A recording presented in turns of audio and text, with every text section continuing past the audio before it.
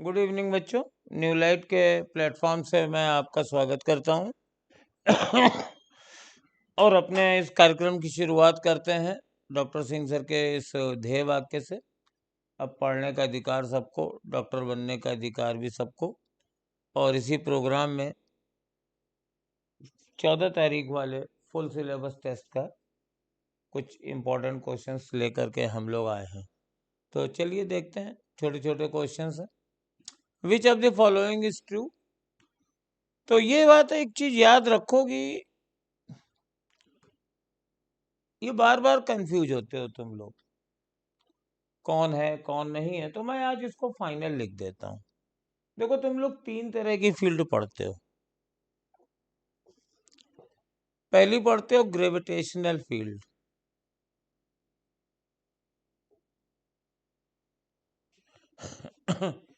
और gravitational field बेटा हमेशा कंजर्वेटिव होती है।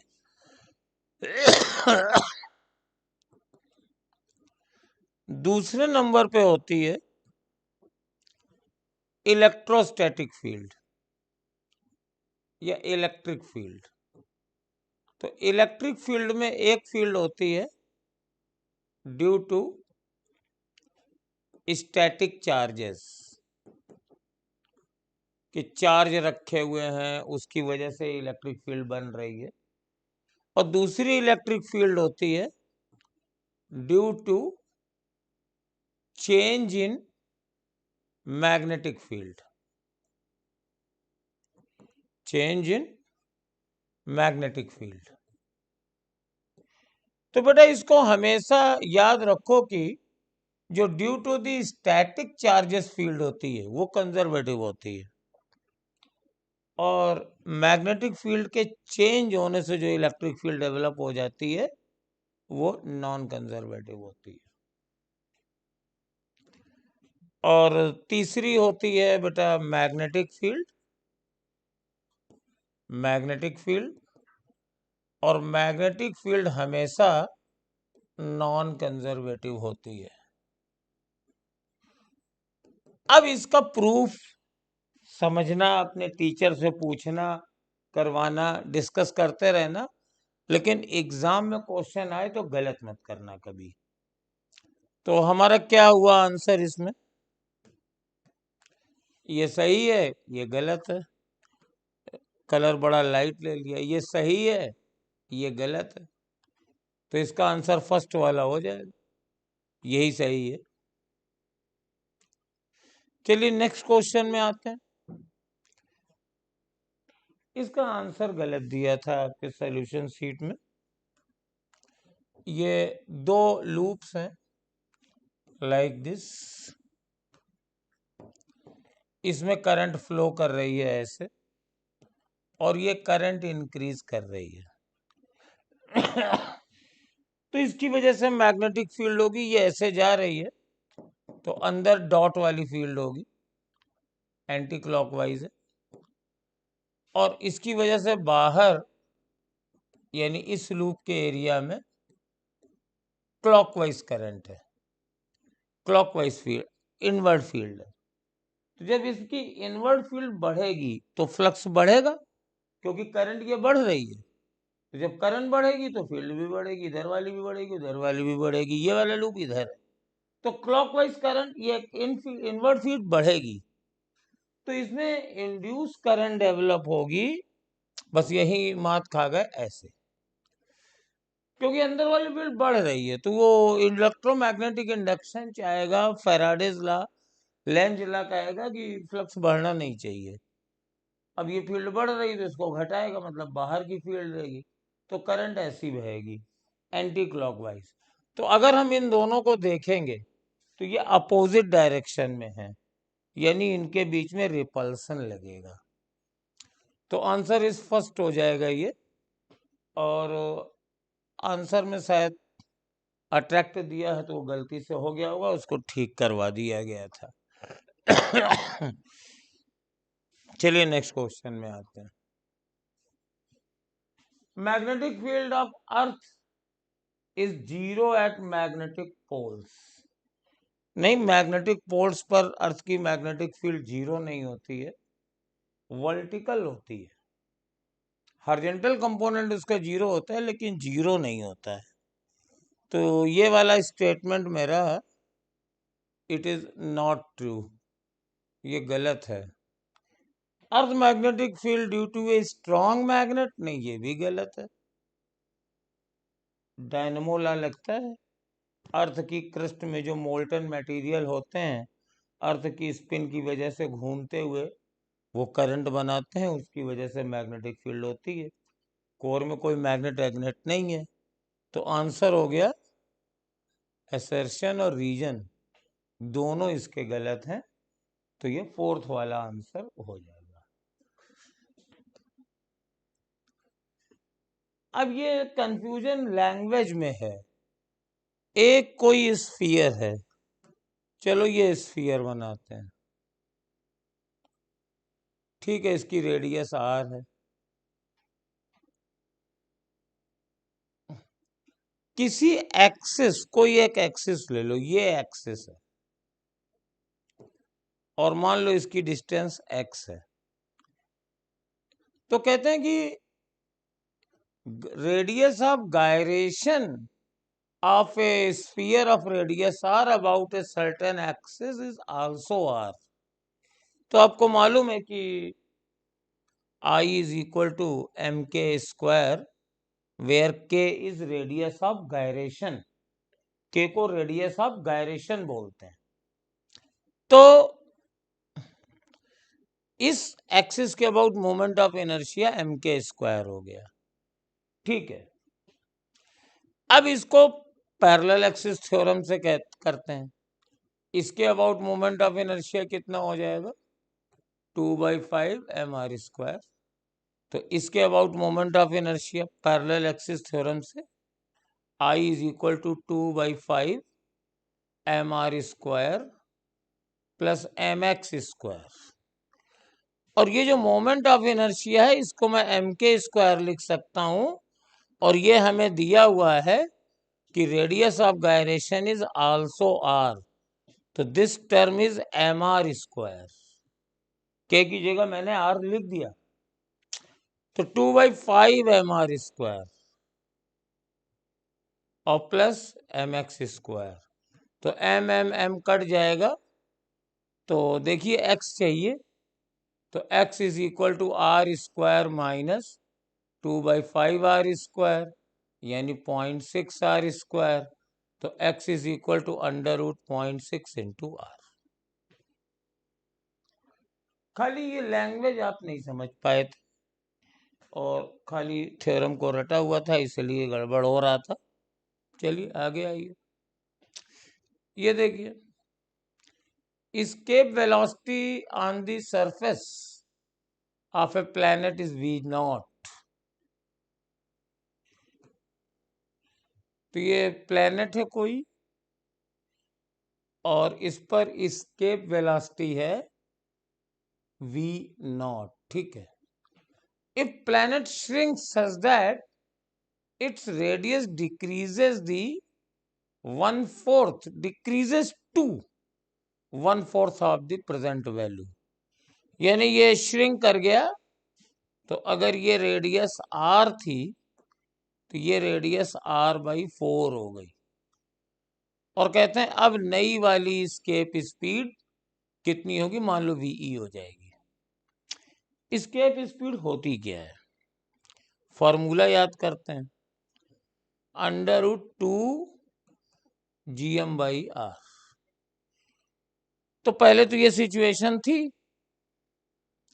तो पहले सिचुएशन से क्या बना, v0 बराबर √2 gm/r, और ve कितना हो जाएगा, ve देखिए √2 gm, ये नहीं बदलेगा भाई, मास थोड़ी बदलेगा, कंट्रैक्ट कर गया, डेंसिटी बढ़ गई, मास रिमेन सेम।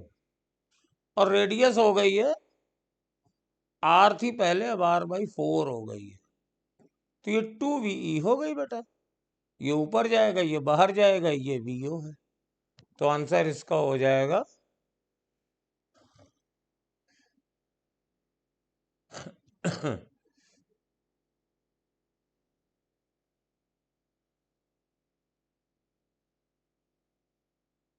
तो 2VO,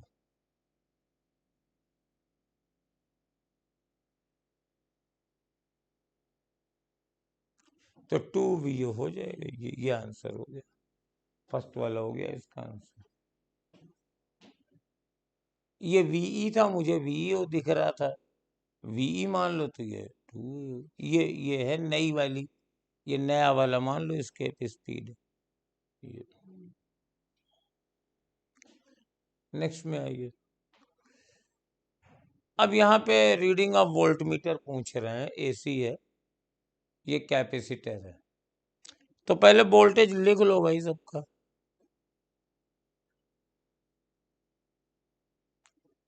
क्या क्या दिया है?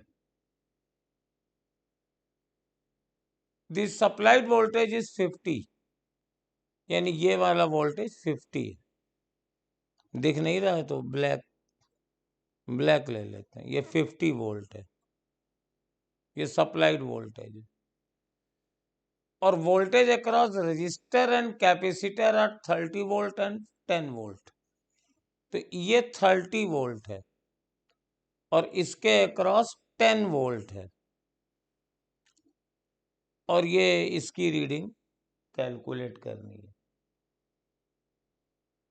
बहुत अच्छी बात है, हमें ये रीडिंग नहीं मालूम है, तो पहले यही रीडिंग VL निकालेंगे। क्या क्या दिया है नोट कर लेते हैं। VR is equal to 30, VC is equal to 10, VL मालूम नहीं, सप्लाइड वोल्टेज है 50। ये तीनों सीरीज में है, तो 50 is equal to 50 square is equal to VR square 30 square plus VL minus VC whole square. तो VL minus VC whole square is equal to 40 square निकाल लीजिए। तो VL minus 10 is equal to 40।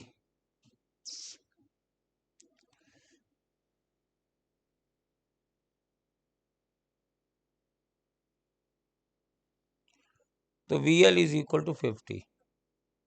ठीक है, बहुत अच्छी बात है। अब ये वाली रीडिंग कितनी हो जाएगी? अब ये वाली रीडिंग हो जाएगी तुम्हारे पास, देखो, ये V स्क्वायर बराबर VR square plus VL square. तो VR 30 स्क्वायर प्लस 50 स्क्वायर, तो ये हो जाएगा 900 और ये हो जाएगा 2500।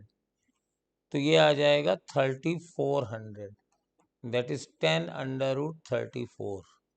V is equal to first answer. सीधे सीधे AC के दो कॉन्सेप्ट लगाने थे इसमें। कई लोग इसको जोड़ गए होंगे, जोड़ना नहीं है, R और L के साथ ये रिलेशन रहते। RL सर्किट को याद कर लो।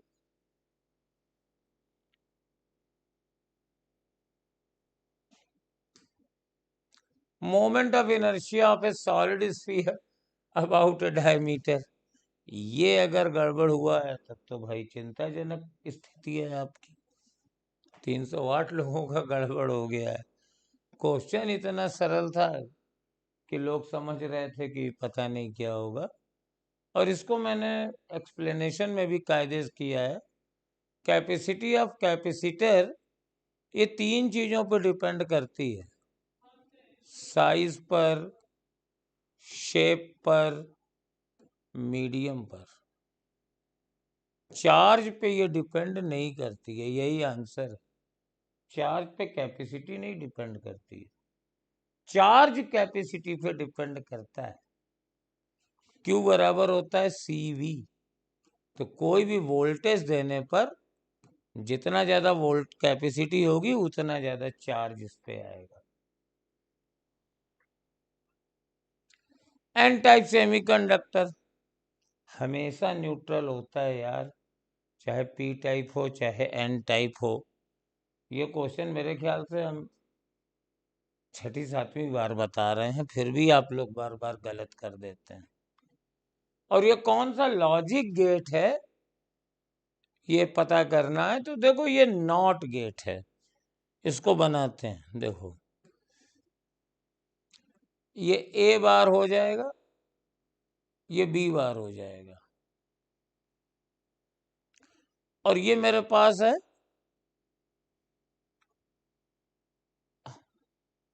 आर गेट है ये। तो ए बार प्लस बी बार और उसका होल बार, ये नॉर गेट बना हुआ है, इससे मैं इसको नॉर ले रहा हूं।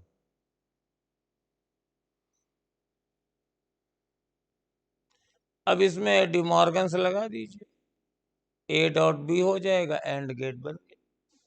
या फिर दूसरा तरीका हमने आपको बताया था, ट्रुथ टेबल बना लीजिए, 1 1 1 0 0 1 0 0। तो दोनों तरफ भाई 1 1 दो जरा,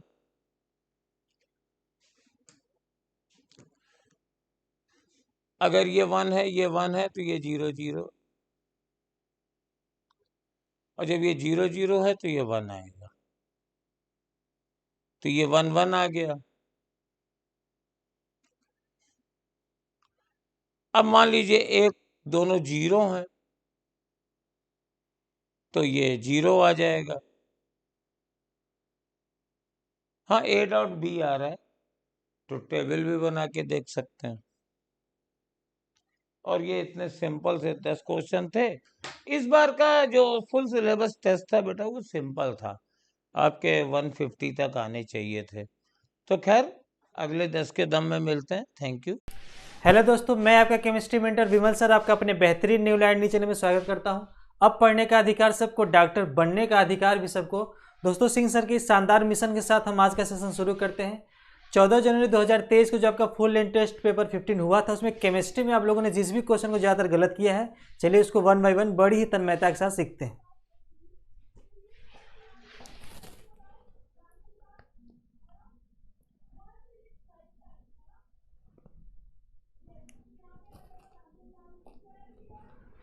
क्वेश्चन नंबर 52 में कहा जा रहा है कि यूजिंग द डाटा, ये आपको डाटा दे रखा है और कहा जा रहा है कि find out the strongest reducing agent.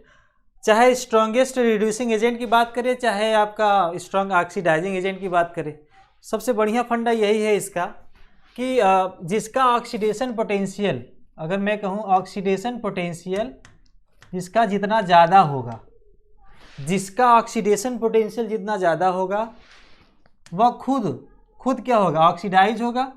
उसका खुद क्या होगा, वो खुद ऑक्सीडाइज होगा और दूसरों को क्या करेगा, रिडक्शन। इसीलिए वो किसकी तरह बिहेव करेगा, रिड्यूसिंग एजेंट की तरह। इसीलिए वो रिड्यूसिंग एजेंट की तरह बिहेव करेगा। बड़ा इंपॉर्टेंट फैक्टर है क्या, जिसका ऑक्सीडेशन पोटेंशियल जितना ज़्यादा वह खुद क्या होगा, उसको स्वयं का क्या होगा, वो ऑक्सीडाइज होगा और दूसरों को क्या करेगा, रिडक्शन। इसलिए वह रिड्यूसिंग एजेंट की तरह बिहेव करेगा। सबसे बढ़िया फंडा। अब जितना ज़्यादा ऑक्सीडेशन पोटेंशियल होगा वो उतना ही ज़्यादा ऑक्सीडाइज होगा, उसकी ऑक्सीडाइज होने की टेंडेंसी उतना ज़्यादा, तो उतना ही स्ट्रॉन्गेस्ट रिड्यूसिंग एजेंट की तरह बिहेव करेगा। तो ये जितना ज़्यादा ऑक्सीडेशन पोटेंशियल होगा तो उतना ही स्ट्रॉन्गेस्ट रिड्यूसिंग एजेंट की तरह बिहेव करेगा। यही फंडा है, बड़ा इंपॉर्टेंट फैक्टर है ये। तो आप यहाँ पे जो आपको डाटा दे रखा है, यहाँ पे रिडक्शन पोटेंशियल दे रखा है, सभी का रिडक्शन पोटेंशियल दे रखा है। तो सबसे पहले आप कन्वर्ट कर लो इसको ऑक्सीडेशन पोटेंशियल के टर्म में कन्वर्ट कर लो इसको आप। ठीक, कैसे करेंगे, देखो यहाँ पे वैल्यू चेंज करके, तो E naught C R triple plus, तो यहाँ पे वैल्यू है प्लस है तो माइनस आप लगा लो 1.33 वोल्ट हो जाएगा। हमने इन सभी का रिडक्शन पोटेंशियल आपको दे रखा है, इसको हम कन्वर्ट कर रहे हैं ऑक्सीडेशन पोटेंशियल के टर्म में। क्यों, क्योंकि हमको पता है जितना ज़्यादा ऑक्सीडेशन पोटेंशियल होगा उतना ऑक्सीडाइज खुद होगा, और खुद होगा तो रिड्यूसिंग एजेंट की तरह उतना ज़्यादा बिहेव करेगा। इसीलिए हम कन्वर्ट कर रहे हैं ऑक्सीडेशन पोटेंशियल में। दे रखा है आपको रिडक्शन पोटेंशियल। अब इसको कैसे कन्वर्ट करें, तो E naught C L minus Cl2 में कन्वर्ट होके यहाँ पे माइनस 1.36 वोल्ट हो जाएगा। सिमिलरली अगर मैं इसका बात करूँ तो E naught Mn2 plus oblique minus, और इसकी वैल्यू दे रखी है 1, तो माइनस 1.5 वोल्ट हो जाएगा यहाँ पे। 1 भी है यहाँ पे। सिमिलरली अगर मैं इसकी बात करूँ, इसको कन्वर्ट करूँ तो E0 chromium triple plus convert हो गया, ये माइनस में दे रखा है तो ये प्लस हो जाएगा। अब ये जो हमने वैल्यू अभी लिखा है, ये वैल्यू जो अभी लिखा है ये किसके फॉर्म में लिखा गया है? ऑक्सीडेशन पोटेंशियल के टर्म में लिख दिया, सभी का ऑक्सीडेशन पोटेंशियल के टर्म में लिख दिया है। मतलब अब इसका ऑक्सीडेशन पोटेंशियल दे रखा है, तो हमने क्या कंसेप्ट बताया कि जितना ज़्यादा ऑक्सीडेशन पोटेंशियल जिसका ज़्यादा होगा वो उतना खुद ऑक्सीडाइज होगा, और जिसका खुद ऑक्सीडाइज होता है वह खुद रिड्यूसिंग एजेंट की तरह बिहेव करता है, और जितना ज़्यादा ऑक्सीडेशन पोटेंशियल होगा उतना ज़्यादा रिड्यूसिंग एजेंट की तरह बिहेव करेगा, उतना स्ट्रॉन्ग रिड्यूसिंग एजेंट वो होगा। तो देखो इसमें किसका ऑक्सीडेशन पोटेंशियल सबसे ज़्यादा है, तो इन सभी का तो माइनस में आ गया। सबसे ज़्यादा अगर मैं बात करूँ तो इसका लग रहा भाई ये प्लस में है, इसका ऑक्सीडेशन पोटेंशियल सबसे ज़्यादा है। कन्वर्ट करने के बाद इसका ऑक्सीडेशन पोटेंशियल इन तीनों के कंपेयर में सबसे ज़्यादा हो गया। अब जब सबसे ज़्यादा हो गया तो क्या, अब देखो इसका ऑक्सीडेशन होगा, मतलब इसका ऑक्सीडेशन पोटेंशियल दे रखा है तो इसका मतलब ऑक्सीडेशन होगा, तो क्रोमियम का ऑक्सीडेशन होगा क्रोमियम ट्रिपल प्लस, 3 इलेक्ट्रॉन बाहर निकाल दिया, यानी कि क्रोमियम का ऑक्सीडेशन हुआ यहाँ पे +3, 0 से +3 ऑक्सीडेशन हुआ। खुद कैसा बिहेव करेगा? यह रिड्यूसिंग एजेंट की तरह बिहेव करेगा। और यह स्ट्रॉन्ग क्यों होगा? क्योंकि सबसे ज़्यादा इन सभी में सबसे ज़्यादा ऑक्सीडेशन पोटेंशियल इसी का है, इसी का ऑक्सीडेशन पोटेंशियल दे रखा है, तो इसका खुद क्या होगा? ऑक्सीडेशन। और किसकी तरह बिहेव करेगा? रिड्यूसिंग एजेंट की तरह, क्योंकि वो दूसरों का क्या करेगा? रिडक्शन। तो बड़ा इंपॉर्टेंट हो जाएगा। तो यहाँ क्रोमियम का ऑक्सीडेशन हो रहा है तो ये रिड्यूसिंग एजेंट की तरह बिहेव करेगा, जिसका ऑक्सीडेशन होता है, जो ऑक्सीडाइज होता है वो खुद रिड्यूसिंग एजेंट की तरह बिहेव करता है। ट्रिपल प्लस का नहीं, यहाँ पे नहीं, क्रोमियम का ऑक्सीडेशन हुआ भाई, तो ये खुद रिड्यूसिंग एजेंट की तरह बिहेव करेगा। तो बड़ा अच्छा सवाल है, तो इसके अकॉर्डिंग आपका सेकेंड हो जाएगा। तो आपको जब कभी ऐसा क्वेश्चन दे तो आप क्या करना कि जिसका ऑक्सीडेशन पोटेंशियल सबसे ज़्यादा वह खुद ऑक्सीडाइज होगा, और जो खुद ऑक्सीडाइज होता है दूसरों का करता है रिडक्शन, तो वो खुद रिड्यूसिंग एजेंट की तरह बिहेव करेगा। अब बात करते हैं हम लोग कि किसकी वैल्यू कितनी ज़्यादा है। अगर ऑक्सीडेशन पोटेंशियल बहुत ज़्यादा हो जाएगी तो उतना ही स्ट्रॉन्गेस्ट रिड्यूसिंग एजेंट की तरह बर्ताव करेगा, बिहेव करेगा। तो इसके बिहार पे अगर मैं बातें करूँ तो सेकेंड वाला आपका आंसर हो जाएगा। अगले क्वेश्चन की बात करते हैं।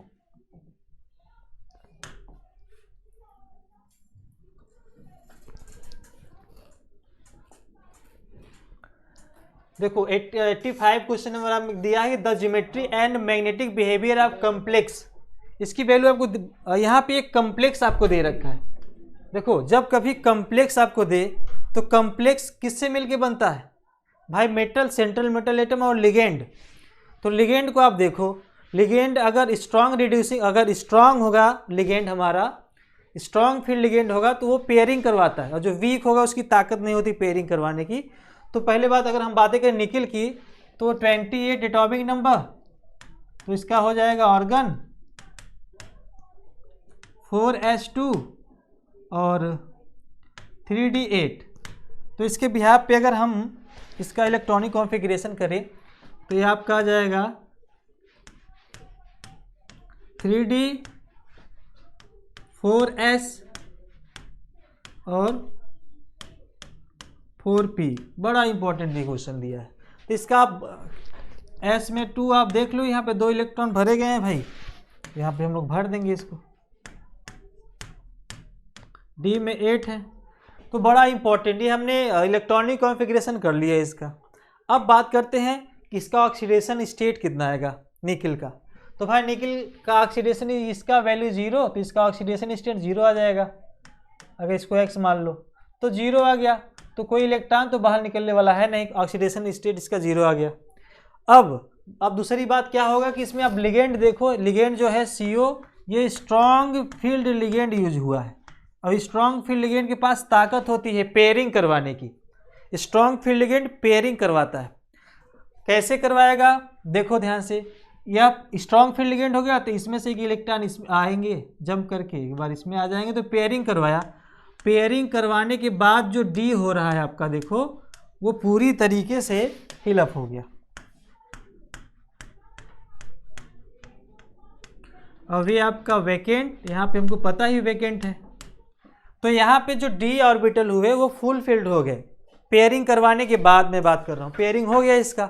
अब जो लिगेंड यहाँ पे है वो बॉन्ड बना लेंगे तो लिगेंड यहाँ पे आ जाएंगे इस तरीके से। इसका हाइब्रिडाइजेशन क्या आ जाएगा, हाइब्रिडाइजेशन आएगा, एक s ऑर्बिटल यूज हुआ है 3p, तो इसका आ जाएगा sp3, और sp3 आता है तो यू नो वेरी वेल कि इसका जो ज्योमेट्री होता है वो टेट्राहेड्रल होता है, टेट्राहेड्रल। अब पेयरिंग करवाने के बाद देखो d ऑर्बिटल में क्या कोई अनपेयर्ड इलेक्ट्रॉन दिख रहे हैं, नहीं, सभी के सभी भरे गए हैं यहाँ पे।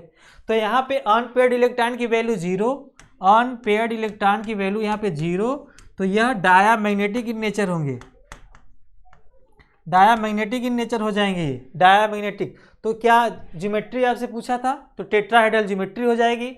इसका मैग्नेटिक बिहेवियर पूछा था, पैरामैग्नेटिक होगा कि डायामैग्नेटिक, तो यहाँ पे कोई भी अनपेयर्ड इलेक्ट्रॉन है ही नहीं, मौजूद है ही नहीं, तो ये डायामैग्नेटिक इन नेचर हो जाएगा। इसके भी यहाँ पे यदि मैं बातें करूँ तो सेकेंड वाला आपका आंसर हो जाएगा, tetrahedral geometry and diamagnetic in nature. अब अगर कोई डायामैग्नेटिक होता है, कम्प्लेक्स कंपाउंड अगर डायामैग्नेटिक नेचर का हो जाए, इसका मतलब क्या, उसका डायपोल मोमेंट भी 0 हो जाता है। ठीक, तो इसके अकॉर्डिंग देखा तो आपका आंसर हो जाएगा सेकेंड वाला आंसर। अगले क्वेश्चन में देखते हैं।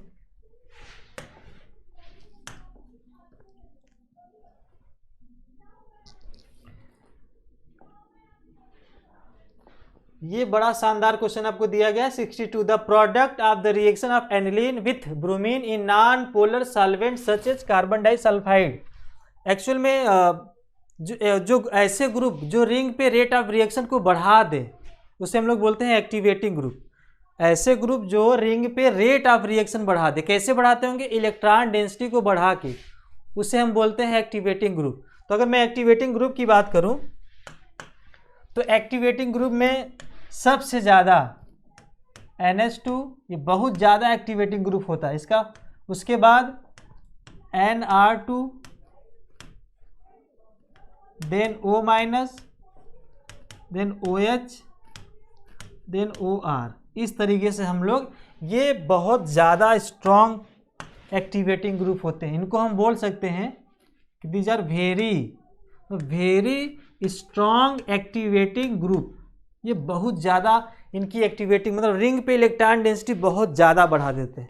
इनको हम सिंपल बोल सकते हैं कि ये स्ट्रॉन्ग एक्टिवेटिंग ग्रुप है, एक स्ट्रॉन्ग एक्टिवेटिंग। यह वह ग्रुप है जो बेंजीन के रिंग पे रेट ऑफ रिएक्शन बढ़ा देते हैं, कैसे, इलेक्ट्रॉन डेंसिटी बढ़ा के। सबसे ज़्यादा ताकतवर कौन है, NH2, ये बहुत ज़्यादा स्ट्रॉन्ग एक्टिवेटिंग ग्रुप की तरह बिहेव करता है। जैसे अगर मैं एग्जांपल लूँ, फिनॉल का रिएक्शन अगर ब्रोमीन वाटर से करवाएं, ब्रोमीन वाटर से, मतलब पोलर मीडियम में अगर हम करवाते हैं तो क्या बनता है, तो आपका बन जाएगा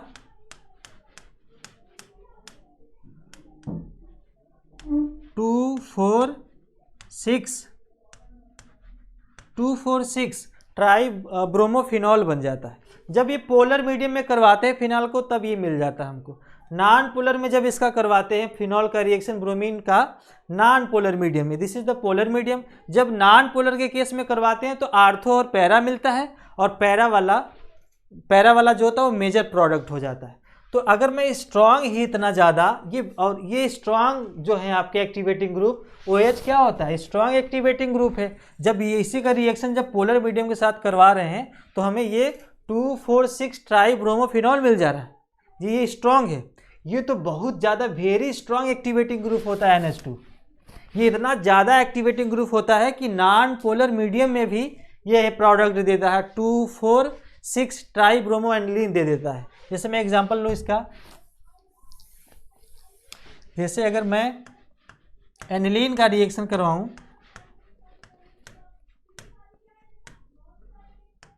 ब्रोमीन के साथ और नॉन पोलर मीडियम में, non polar medium in the sense जैसे कार्बन टेट्राक्लोराइड और कार्बन डाइसल्फाइड की यदि मैं बात करूं, अगर इसके प्रेजेंस में भी करवाते हैं तो क्या हो जाता है, ये आपको ये प्रोडक्ट मिल जाता है।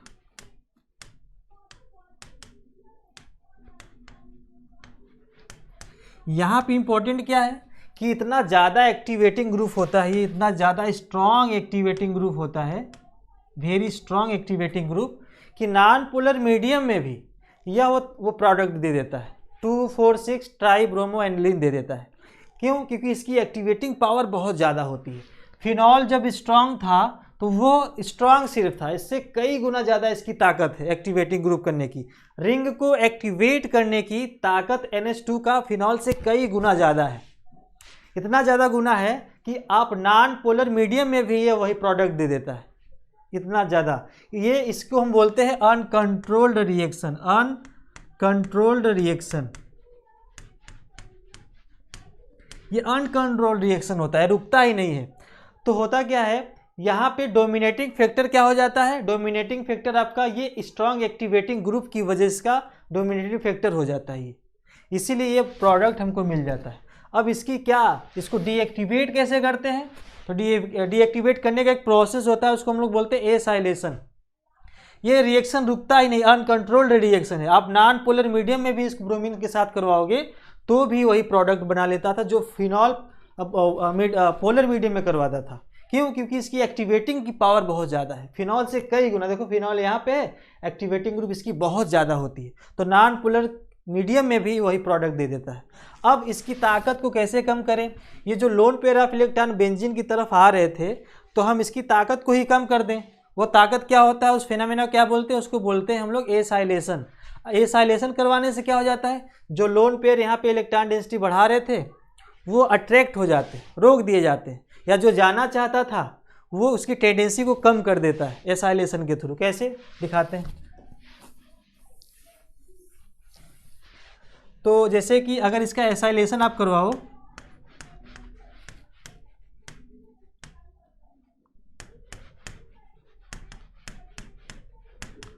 तो ये मैकेनिज्म होता है इसका, बट प्रोडक्ट हम बना दे रहे हैं ये इस तरीके से।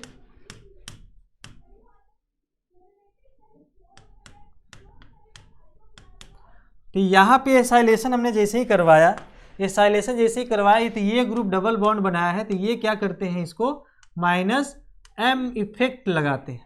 -m इफेक्ट कर लो, या आप इसको -r बोल दो। -r की वजह से इस लोन पेयर जो इलेक्ट्रॉन डेंसिटी बढ़ा रहा था रिंग पे, यहाँ पे जो लोन पेयर था जो बढ़ा रहा था रिंग पे, ये -m इफेक्ट की वजह से वो खींच लेगा, उसको अट्रैक्ट कर लेगा, तो उसकी ताकत को कम कर देगा, उसको डीएक्टिवेट कर देता है। तो NH2 की एक्टिवेटिंग पावर को एसाइलेशन करवाने से वह डीएक्टिवेट हो जाता है। तो क्या होता है, उसमें दिक्कत यह था पिछले वाले केस में कि अगर हम एनिलीन का reaction bromine non polar medium में करवाते थे तो हमको 2, 4, 6 सभी मिल जा रहा था।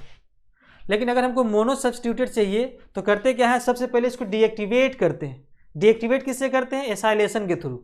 अब इसको डीएक्टिवेट कर लिया, अब हमको मोनो प्रोडक्ट चाहिए, तो आप रिएक्शन करवा दो Br2 के साथ, और नॉन पोलर मीडियम में करवाते हैं कार्बन डाइसल्फाइड के परचेज में, तो हमको प्रोडक्ट यही मिलने वाला है NH, ये आपको मिल जाएगा, पैरा पे Br लग जाएगा। अब थोड़ी सी एसिडिक मीडियम में इसको हीट कर देते हैं तो हमको पुनः वही मिल जाता, पैरा वाला मिल जाता। तो ये आपको ये प्रोडक्ट मिल जाएगा। तो बड़ा इंपॉर्टेंट था कि अगर एनिलीन का रिएक्शन आप नॉन पोलर मीडियम में करवाते हो तो वह नॉन पोलर में भी उसकी एक्टिवेटिंग पावर इतना ज़्यादा होता है कि तीनों दे देता है, 2, 4, 6 ट्राइब्रोमो एनिलीन दे देता है। अब हमको चाहिए, अगर मान लीजिए मोनो सब्स्टिट्यूटेड चाहिए, तो करते क्या है, सबसे पहले उसको डीएक्टिवेट करते हैं इस ग्रुप को। कैसे करते हैं? एसाइलेशन के तहत, एसाइलेशन के तहत उसको डीएक्टिवेट करते हैं। एसाइलेशन में कैसे डीएक्टिवेट होता है, तो जो यहाँ पे ग्रुप लगता है वो -m लगाता है, जिसकी लोन पेयर जो रिंग पे इलेक्ट्रॉन डेंसिटी बढ़ा रही थी उसको कम करता है, खींच के कम कर देता है, तो उसको डीएक्टिवेट कर दिया। और डीएक्टिवेट कर दिया, फिर ब्रोमीन का रिएक्शन हम नॉन पोलर मीडियम में करवाएंगे तो ये बनेगा, थोड़ी सी एसिडिक मीडियम में हीट कर देंगे तो पुनः ये मिल जाता, तो हमको प्रोडक्ट मोनो सब्स्टिट्यूटेड मिल जाता है एनिलीन। तो ये प्रोसेस होता है। तो अगर आपको कहा जाए कि प्रोडक्ट ऑफ रिएक्शन बताओ एनिलीन का ब्रोमीन नॉन पोलर मीडियम में, तो वो आपको प्रोडक्ट यही मिलेगा, 2, 4, 6 ट्राइब्रोमो एनिलीन। बड़ा इंपॉर्टेंट फैक्टर था ये। क्यों? क्योंकि इसका आर्डर जो होता है, एक्टिवेटिंग ग्रुप का ये आर्डर है, सबसे ज़्यादा एक्टिवेटिंग ग्रुप यही होता है। फिनॉल से भी कई गुना ज़्यादा इसका एक्टिवेटिंग पावर है, इतना ज़्यादा ये होता है इसका एक्टिवेटिंग पावर। तो इसका एक्टिवेटिंग पावर की वजह से डोमिनेटिंग फैक्टर हो जाता है, डोमिनेटिंग फैक्टर हो जाता है, डोमिनेटिंग फैक्टर। क्यों? क्योंकि स्ट्रॉन्ग एक्टिवेटिंग की वजह से इसका स्ट्रॉन्ग एक्टिवेटिंग डोमिनेटिंग फैक्टर हो जाता है, इसलिए नॉन पोलर मीडियम में हो तीनों दे देता है, यही वाला प्रोडक्ट देता है। तो बड़ा इंपॉर्टेंट था। ऐसी ताकत को कम करने के लिए एसाइलेशन करवाते हैं ताकि हमको मोनो सब्स्टिट्यूटेड चाहिए तो मिल जाएगा। तो ये आपका आंसर हो जाएगा पहला वाला। अगले क्वेश्चन की बात करते हैं।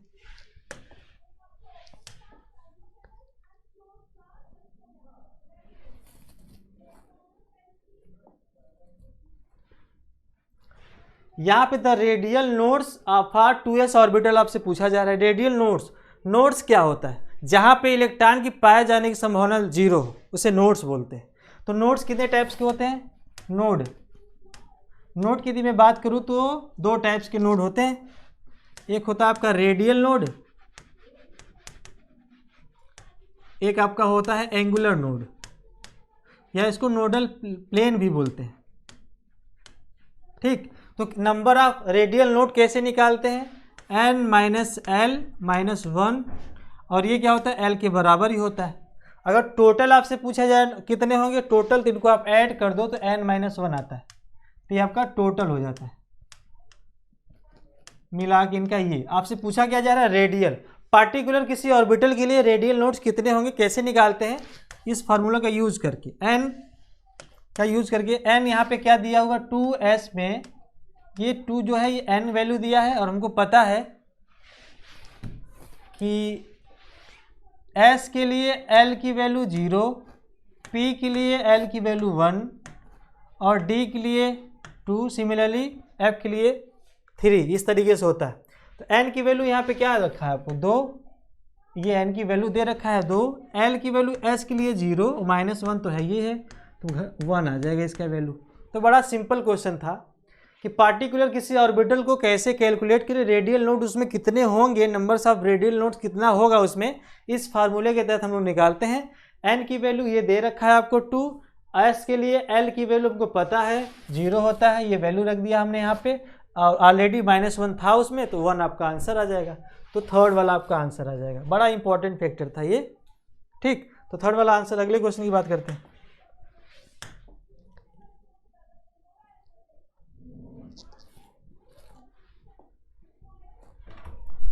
यहाँ पे देखो लैक्टोज कहा गया glycosidic linkage takes place in between. तो बड़ा इंपॉर्टेंट फैक्टर यह भी है कि इसका वाला तुमको C1 of beta D galactose और C4 of beta D glucose के बीच में बनता है। बहुत ही इंपॉर्टेंट क्वेश्चन था ये। तो आपका ही तो रटा हुआ क्वेश्चन है, थर्ड वाला हो जाएगा आपका आंसर। इसका हम लोग इसका फिगर भी होता है, उसके अकॉर्डिंग में देख लेते हैं। तो लेकिन लैक्टोज में जो ग्लाइकोसिटिक लिंकेज होता है वो बीटा डी ग्लैक्टोज के C1 कार्बन से और बीटा डी ग्लूकोज के C4 कार्बन से ग्लाइकोसिटिक लिंकेज हमारा कनेक्टेड होता है। कैसे होता है देख भी लेते हैं भाई। देखो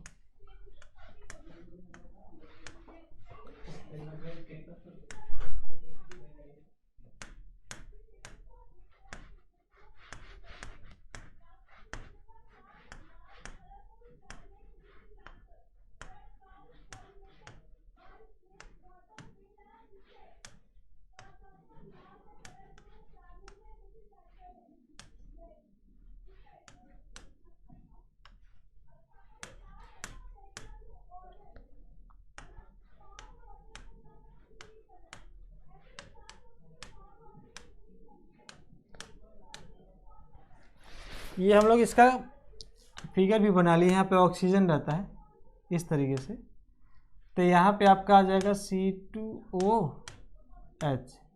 तो इसका नंबरिंग यदि मैं करूँ तो 1 2 3 4 5, यहाँ पे 1 2 3 4 5। ये आपका बीटा डी ग्लैक्टोज होता है, ये आपका बीटा डी ग्लूकोज होता है। तो देखो बीटा डी ग्लैक्टोज के 1 कार्बन से C1 कार्बन से और बीटा डी ग्लूकोज के C4 कार्बन से ये जो लिंकेज हुआ है इसी को बोलते हैं ग्लाइकोसिटिक लिंकेज। तो इसके अकॉर्डिंग देखेंगे तो हमारा थर्ड वाला आपका आंसर हो जाएगा। तो बड़ा इंपॉर्टेंट क्वेश्चन था ये। ठीक, अगले क्वेश्चन की बात करते हैं भाई।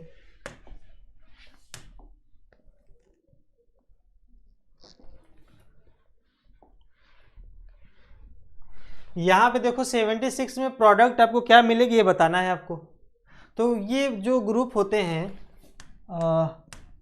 एल्डिहाइड वाले बेसिकली, तो कार्बन अपने से ज़्यादा इलेक्ट्रोनिगेटिविटी के साथ क्या बना लिया है? Pi bond.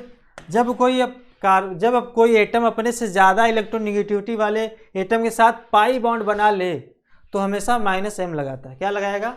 वह यह माइनस एम लगाता है। आप इसको सिंपल माइनस आर भी बोल दो। और जो माइनस आर इफेक्ट वाले ग्रुप होते हैं वो इलेक्ट्रॉन विथ ड्राइंग ग्रुप होते हैं। क्या होते हैं? इलेक्ट्रॉन विथ ड्राइंग ग्रुप कहलाते हैं। इसका मतलब ये डीएक्टिवेटिंग ग्रुप है। क्या है? डीएक्टिवेटिंग ग्रुप, डीएक्टिवेटिंग ग्रुप है, डीएक्टिवेटिंग ग्रुप है ये। तो अगर कोई इलेक्ट्रोफाइल आएगा तो ये कहाँ उसको भेजते हैं? मेटा पे। तो ये मेटा डायरेक्टिंग ग्रुप भी है, मेटा डायरेक्टिंग ग्रुप है। मतलब उनको डायरेक्ट करेंगे कि तुम मेटा पे जाओ, वहाँ पे इलेक्ट्रॉन डेंसिटी ज़्यादा है। तो जितने भी डीएक्टिवेटिंग ग्रुप होते हैं मेटा डायरेक्टिंग ग्रुप होते हैं। क्यों? क्योंकि मेटा पे as compared to ortho para वहाँ पे इलेक्ट्रॉन डेंसिटी ज़्यादा होती है। जब माइनस एम लगता है तब की केस बात करते हैं। लेकिन जो प्लस एम लगाते हैं वह हमेशा para ortho para directing group होते हैं, क्योंकि वहाँ पे इलेक्ट्रॉन डेंसिटी ज़्यादा होती है। तो इसके अकॉर्डिंग देखेंगे तो डीएक्टिवेटिंग ग्रुप ये मेटा डायरेक्टिंग ग्रुप होंगे। इसमें से जो इलेक्ट्रोफाइल निकल के आएंगे वो उसको डायरेक्ट करेगा, तुम मेटा पे जाके लगो, वहाँ पे तुमको इलेक्ट्रॉन डेंसिटी ज़्यादा मिलेगा। तो यहाँ जो निकलने वाला Na2 जाके अटैक कर जाएगा इसके पास, तो ये मेटा डायरेक्टिंग ग्रुप आपका फॉर्म बन जाएगा।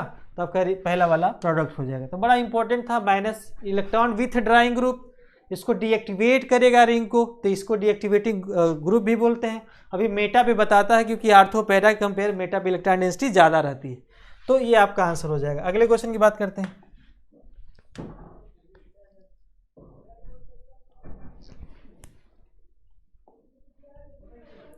देखो इसको कैसे करते हैं भाई, हमको फर्स्ट ऑर्डर रिएक्शन के अकॉर्डिंग पता है कि K बराबर 2.303 अपान T लॉग जो कंसंट्रेशन आपको दे रखा है इनिशियल अपान R, ये आपको दे रखा है, यहाँ से आपको दे रखा था। अब आपको ग्राफ इसके बीच में प्लॉट करना है, लॉग R0 अपान R वर्सेस टाइम के रिस्पेक्ट में। तो आप इसको इस तरीके से भी लिख सकते हो, K इंटू टी अपान, ये नीचे चला जाएगा 2.303। ये तो बड़ा आसान क्वेश्चन था। लॉग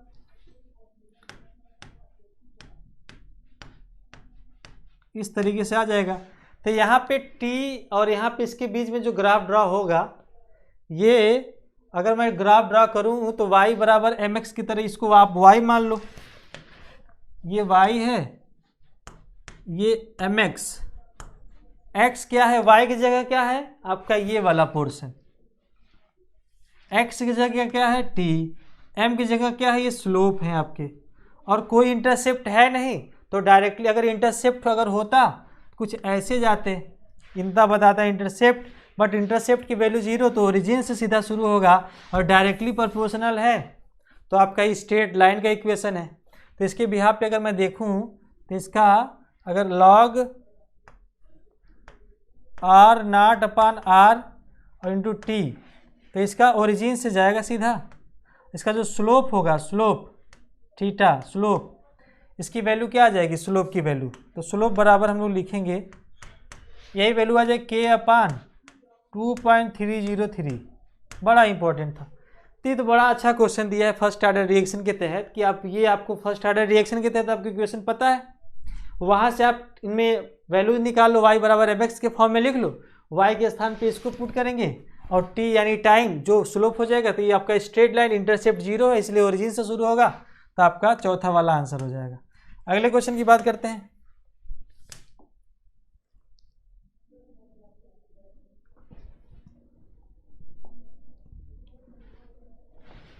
यहाँ पे extent of physisorption of gas increases with, बड़ा इंपॉर्टेंट यह क्वेश्चन है भाई, दिया है।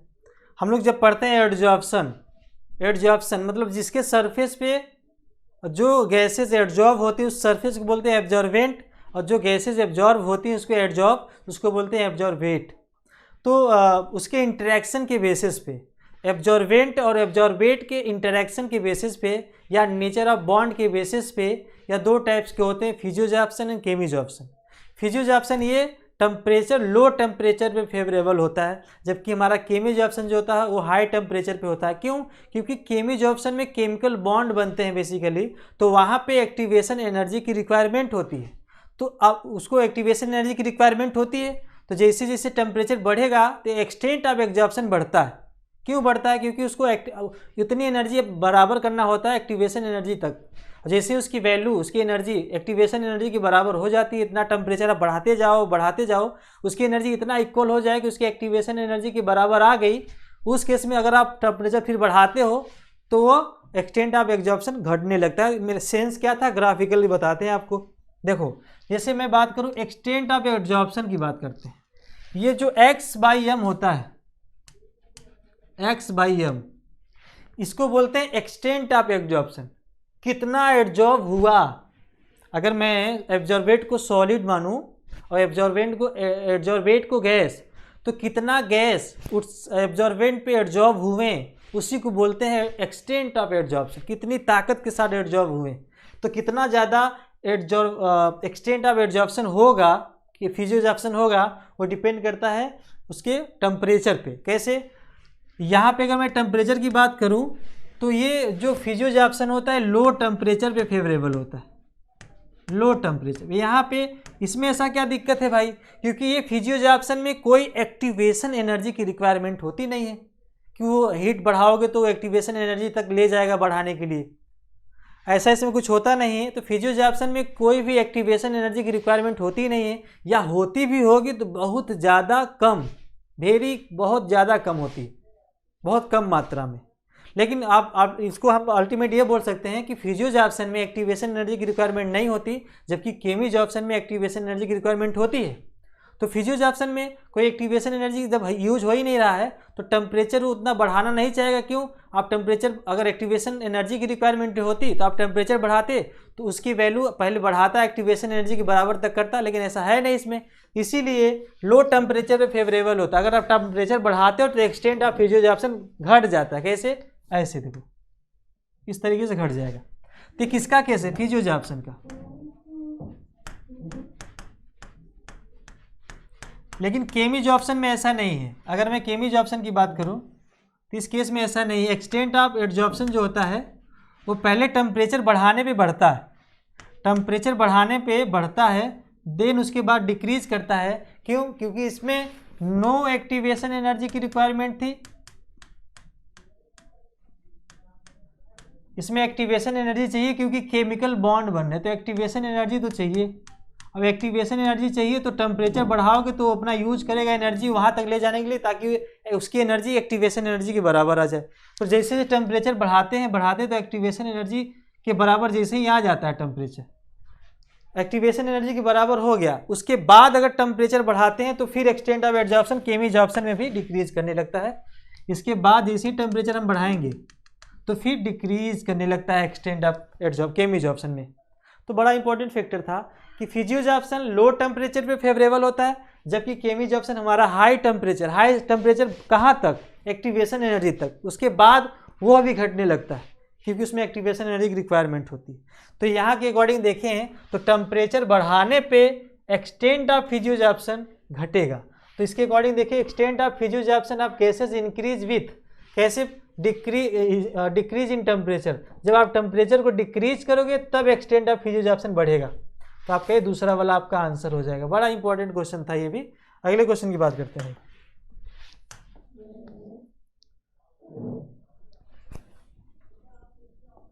फिफ्टी 56 वाले क्वेश्चन में दे रखा है आपको कि करेक्ट ऑप्शन बताना है आपको, स्टेटमेंट दिए हैं आपको। कह रहा है कि पहला वाला boron is able to form BF6(3)। भाई बोरान जो होता है वो सेकेंड पीरियड का एलिमेंट होता है, बोरान सेकेंड पीरियड का एलिमेंट है, ये सेकेंड पीरियड का एलिमेंट होता है। इसके पास टेंडेंसी है कि वो ऑक्टेट सिर्फ कंप्लीट करे, ऑक्टेट कंप्लीट करने तक उसके पास टेंडेंसी है, लेकिन ऑक्टेट से भी ज़्यादा एक्सपेंड करोगे तो अनस्टेबल हो जाएगा, क्योंकि ये सेकेंड पीरियड का एलिमेंट है। इसके पास वैकेंट डी ऑर्बिटल तो है नहीं, इसके पास कोई वैकेंट डी ऑर्बिटल तो है नहीं। जब वैकेंट डी ऑर्बिटल है नहीं तो अपना ऑक्टेट को एक्सपेंड नहीं करना चाहेगा। अगर वैकेंट डी ऑर्बिटल नहीं है, ऑक्टेट को एक्सपेंड करेगा तो अनस्टेबल हो जाएगा, क्योंकि सेकेंड पीरियड का एलिमेंट है। इसके पास डी ऑर्बिटल है, ये नहीं है वैकेंट डी ऑर्बिटल। तो कहाँ तक ये स्टेबल फीलिंग करता है, बस ये BF4- तक ही स्टेबल पाएगा। इसमें यहाँ तक ही एग्जिस्ट करता है, स्टेबल होता है एक तरीके से। लेकिन अगर मैं इसकी बात करूँ जो यहाँ पे दे रखा है कि BF6(3), यहाँ पे ये बहुत ही ज़्यादा अनस्टेबल होता है। अनस्टेबल होगा तो एग्जिस्ट नहीं करेगा, नो एग्जिस्टेंस, एग्जिस्ट करेगा नहीं। क्यों? क्योंकि इसके पास वैकेंट डी ऑर्बिटल तो है ही नहीं है।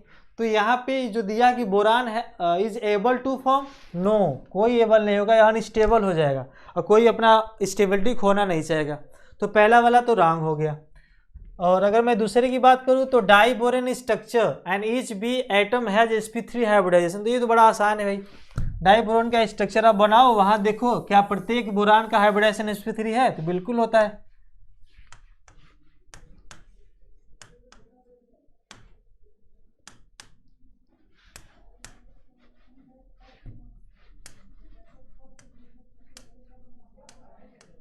तो यहाँ पे जो डाई बोरेन आपका बना है ये यहाँ पे sp3 के रूप में पाया गया। तो ये स्टेटमेंट करेक्ट पूछा था, करेक्ट हो जाएगा आपका।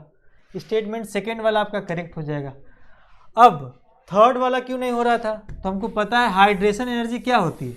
हाइड्रेशन एनर्जी जब कभी आयनिक कंपाउंड को किसी वाटर में जब डिजोल्व करते हैं तो वाटर भी पोलर नेचर का होता है और आयनिक कंपाउंड डिजोल्व किए तो वो अपने कंस्टिट्यूएंट एक्वस आयन में ब्रेक हो जाते हैं।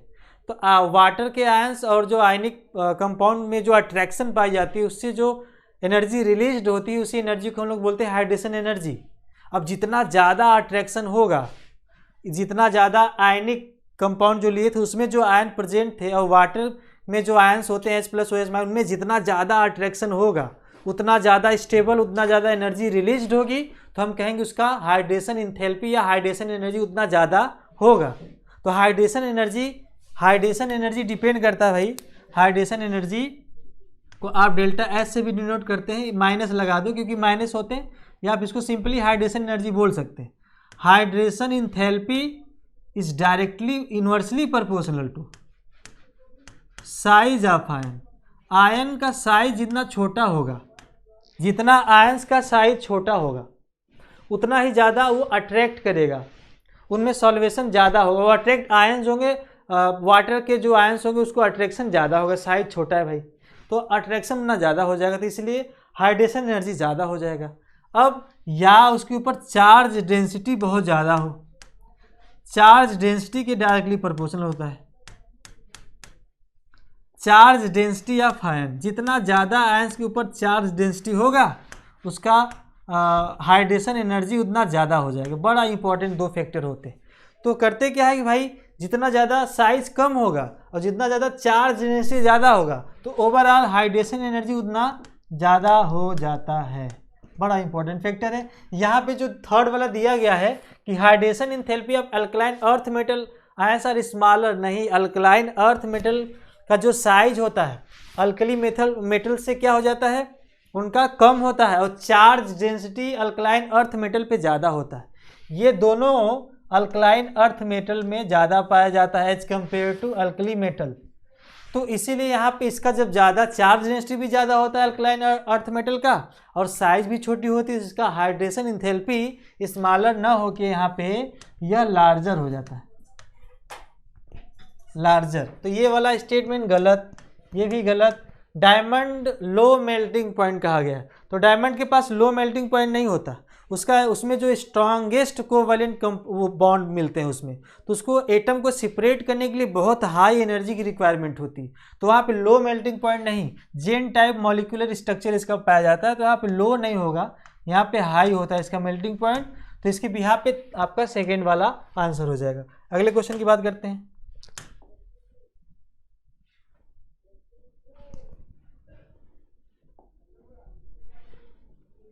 यहाँ पे कहा जा रहा है 73 वाले में कि glucose on reaction with bromine water gives. तो एक्चुअल में जो ब्रोमीन वाटर होता है ये एक माइल्ड ऑक्सीडाइजिंग एजेंट की तरह वर्कआउट करता है, माइल्ड ऑक्सीडाइजिंग एजेंट की तरह वर्कआउट करता है। तो जब अगर हम ग्लूकोज का रिएक्शन इससे करवाते हैं, जैसे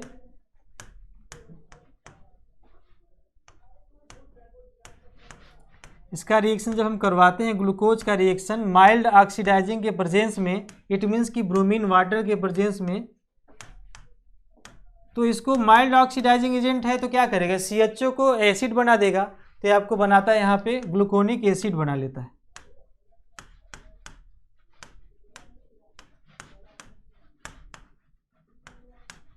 तो बड़ा इंपॉर्टेंट क्वेश्चन ये भी था।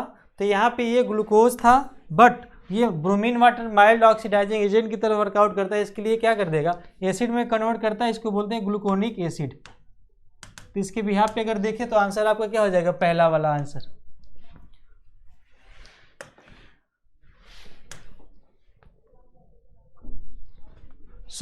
ओवरऑल जितने भी क्वेश्चन थे कहीं ना कहीं आपको कुछ ना कुछ एक टेंडेंसी रखने दी है आपको, ताकि आप प्रत्येक क्वेश्चन में आप कुछ ना कुछ कर पाओ। Thank you so much.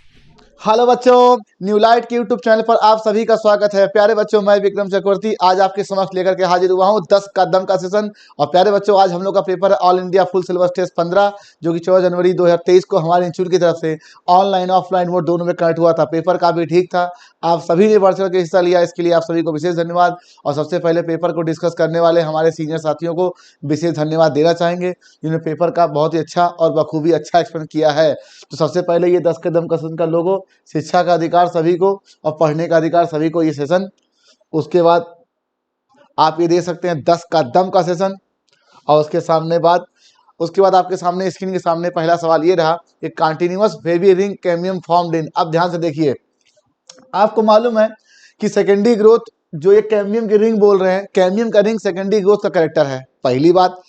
तो अगर सेकेंडरी ग्रोथ का कैरेक्टर है तो ये डाइकॉट रूट और डाइकॉट स्टेम में होगा। अंतर दोनों में थोड़ा सा होता है और उसी अंतर के कारण ये क्वेश्चन बना है। देखिए ध्यान से मैं क्या बता रहा हूं। अगर मैं ये रूट बता रहा हूं, डाइकॉट रूट, आपने शुरू में पढ़ा था कि डाइकॉट रूट में ये जाइलम, ठीक है, यहीं से इसकी समझ में आएगा कि ये है क्या चीज। ठीक, ये जाइलम मैंने बना दिया और अब मैं ये बना रहा हूं फ्लोएम। ये मैंने फ्लोएम, आपकी बुक में कुछ ऐसा ही बना है और इसी को कहा जाता है कि अल्टरनेट रेडियाई पे अगर जाइलम फ्लोएम अरेंज हो तो इस अरेंजमेंट का क्या नाम है, रेडियल। तो इसीलिए आपने पढ़ा होगा कि रेडियल रूट। ठीक, अल्टरनेट अरेंजमेंट जाइलम फ्लोएम का हो, ये फ्लोएम मान लीजिए, अगर आप इसे आप जाइलम मान लीजिए। ठीक, और आपके एनसीईआरटी में जो डायग्राम बना हुआ है जहां पर ये वेस्कुलर बंडल दिए हुए हैं, वहां पर आप ध्यान से देखिए कि इनके बीच कहीं पर भी कैम्बियम नहीं है। जबकि जब आप स्टेम की बात करते हो सर जी, तो बीच में आपको कैम्बियम दिखता है। ठीक, तो अगर बीच में कैम्बियम दिखता है तो आप बोलते हैं कंजॉइंट ओपन, और अगर नहीं दिखता बोलते कंजॉइंट क्लोज। तो इसका मतलब इसे बोलते हैं प्राइमरी कैम्बियम, ये अच्छी बात, इसे बोलते हैं प्राइमरी कैम्बियम। और सेकेंडरी ग्रोथ जब होती है तो वहां पर मेडलरी रे की बीच बीच में जो मेडलरी रे होते हैं वो भी एक्टिव हो जाते हैं, तो फिर वहां पर सेकेंडरी कैम्बियम बनता है, सेकेंडरी ग्रोथ हो। इसका मतलब स्टेम में प्राइमरी कैम्बियम सेकेंडरी कैम्बियम दोनों होता है, और जबकि रूट में कहीं हमें प्राइमरी का नहीं दिख रहा है, इसलिए इसका मतलब इसमें रूट में जो वेस्कुलर कैम्बियम होता है वो कंप्लीटली सेकेंडरी इन ओरिजिन होता है। अभी पिछले कुछ टेस्टों में आपसे पूछा गया है कि डाइकार्ट रूट में क्या होता है, तो आप बताते हैं कि vascular cambium secondary in origin का होता है, क्योंकि आपकी बुक में कहीं पर भी यहाँ आपको प्राइमरी कैम्बियम नहीं दिख रहा। अब कहानी यहाँ से स्टार्ट होती है। मैं कह रहा हूं कि भाई सेकेंडरी ग्रोथ होना है और सेकेंडरी ग्रोथ के होने के लिए वेस्कुलर कैम्बियम चाहिए ही चाहिए। तो यहाँ पर ये जो पेरीसाइकिल बीच बीच में है, यहीं पेरीसाइकिल की सेल एक्टिव होती है, वेस्कुलर कैम्बियम की तरह एक्टिव हो जाती है और धीरे धीरे वो वेस्कुलर कैम्बियम देना शुरू करती है ऐसे। ठीक, इस तरह से तो ये वेस्कुलर कैम्बियम बनना शुरू हो गया। तो क्या ये आपको सर्कुलर दिख रहा है कि वेवी दिख रहा है भैया? ये तो वेवी हमें दिख रहा है, वेवी रिंग। और शायद मेरी समझ से कोई, और ये कंटिन्यूअस बनेगा भाई, ये नहीं होगा कि यहाँ बनेगा, ये फ्रैक्शन में या टुकड़ों में नहीं बनता है, ध्यान रखें। ये यहाँ की सेल सब एक्टिव होती हैं और एक दूसरे से जुड़ती चली जाती हैं, तो ये वेवी रिंग बनती है। और शायद मेरी समझ से क्वेश्चन यही है, एक continuous wavy ring can be formed in, तो आपका आंसर डाइकॉट रूट आ गया। अब जब ये रिंग बन जाएगा तो कुछ देर के बाद ये सर्कुलर हो जाएगा, ये और सर्कुलर हो जाएगा। आपकी बुक में डायग्राम बना हुआ है, लेकिन इनिशियली वेवी होता है, फाइनली सर्कुलर हो जाता है, और आगे के जो फर्दर इवेंट्स होते हैं वो डाइकॉट स्टेम की तरह ही चलते हैं। तो इसीलिए ये आपको अंतर दिखा, प्राइमरी कैम्बियम एब्सेंट है, सेकेंडरी इन ओरिजिन का केवल वेस्कुलर कैम्बियम है। इनिशियली वेवी होता है, फाइनली सर्कुलर होता है। ठीक, ये रहा आपका आंसर नंबर सेकेंड। अब लिखा है कि the human heart are myogenic type. ठीक है, इन ह्यूमन हार्ट। अब देखिए, ये जो मायोजेनिक और न्यूरोजेनिक होता है, पहले तो इसका मतलब समझें आप लोग। न्यूरोजेनिक। आपको पता है कि मसल्स की प्रॉपर्टी होती है कॉन्ट्रैक्शन, तो कॉन्ट्रैक्शन की ओरिजिन कहां से आती है उसके बेस पे ये नाम दिया गया। अगर न्यूरल टिश्यू अगर कॉन्ट्रैक्शन की ओरिजिन दे, कॉन्ट्रैक्शन ओरिजिन अगर न्यूरल टिश्यू देगा तो न्यूरोजेनिक हार्ट बोलेंगे, पहली बात। और अगर मायोजेनिक,